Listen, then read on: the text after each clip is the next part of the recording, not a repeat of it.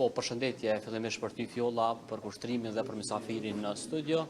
Ashtu pra siç mund ta shihni nga pamjet e operatorët të Ranagollit, tani ka një fluks më të madh të qytetarëve që kanë dalur për të votuar, pasi që në orët e para të mëngjesit nuk kishte edhe dalje të madhe nga qytetarët e Prishtinës, ashtu siç ka informuar edhe më herët Komisioni Qendror i Zgjedhjeve. Po për mënyrën se si ka vijuar ky proces, unë afër meje kam drejtorin në shkollën Stefan Qiqovi këtu në Lahtishte, drejtorin Bledim Gërvalla, i cili do na tregojë më shumë se si ka rritur ky proces në këtë shkollë. Drejtorit, fillimisht falenderoj për kohën. Do thotë, a më tregoni si ka vijuar deri më tani procesi që kryen hall për kutitë e votimit këtu në këtë shkollë? Faleminderit ju për interesimin. Deri në këto momente, domthonë ora 13 e disa minuta, procesi i votimit ka shkuar çdo gjë në rregull. Qendra është hapur para orës 6, pastaj materiali i ndjeshëm ka ardhur pas orës 6, diku rreth orës 6:15 minuta. Të gjithë komisionerët kanë qenë në vendin e tyre të punës, në krye të detyrës, edhe shkolla i ka ofruar të gjitha mundësitë e nevojshme logjistike dhe procesi është duke rrjedhur normalisht, çdo gjë është në rregull.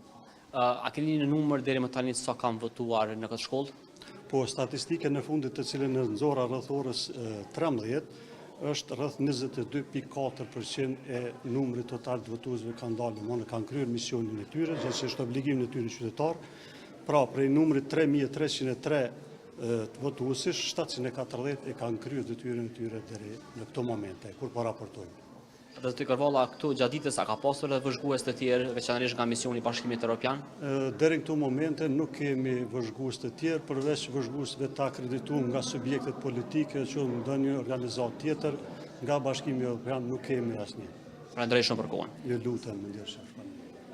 Pra Fjolla dhe kushtrim, kaq kishim nga kjo intervistë me drejtorin e shkollës, Bledim Gërvalla, ndërsa gjatë ditës në Prishtinë, kur e kemi mbuluar në disa zona këtu në kryeqytet, nuk është raportuar për një incident, pra deri me tani procesi zgjedhor ka shkuar shumë mirë në kryeqytet dhe mund të themi që Prishtina, gjithashtu edhe komunat e tjera gjatë viteve të fundit, Kosova është duke treguar që është një shembull i një demokracie vibrante në rajon, pra procesi zgjedhor është duke shkuar gjithmonë mirë dhe nuk kanë raportuar për incidente. Deri më tani në Prishtinë, në pjesë do thotë që kemi mbuluar, gjithçka ka shkuar në rregull. Ne do të rritemi sërish nga qendrat e tjera, ku do të njoftojmë për zhvillimet e fundit nga kryeqyteti.